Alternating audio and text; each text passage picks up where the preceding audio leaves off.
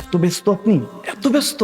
আহা, ইজি কাজে বিজি মানুষ। বিছানায় পড়ে যান এক সপ্তাহের জন্য। যারা বলে তোমাকে ভালোবাসি, মন থেকে ভালোবাসি, চাঁদটা এনে দিব, যত কথা বলে, ডেলি একবার ভালোবাসে না বললে বলে যে ভালোবাসা কমে যেতেছে, এই তাদের জন্য আপনি এক সপ্তাহ বিছানায় পড়ে যান, আপনি ভান করেন আপনি অসুস্থ, আপনি মৃত্যু শয্যায়, আপনি একটু অ্যাক্টিং করে দেখেন, এক সপ্তাহ দুনিয়াকে নিজের অ্যাক্টিং সুরত দেখা, দেখবেন দুনিয়া আপনার সাথে কি সুলুক করে। আপন মানুষটা পাশের ঘরে গিয়ে আল্লাহর কাছে বলবে আর কষ্ট সহ্য হচ্ছে না, আল্লাহ নিয়ে যাও।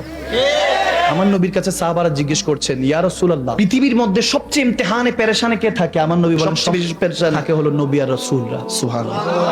এরপরে বলতেছে এরপরে ঈমানদার আর আল্লাহ ওয়ালারা। সুবহানাল্লাহ বলবেন না?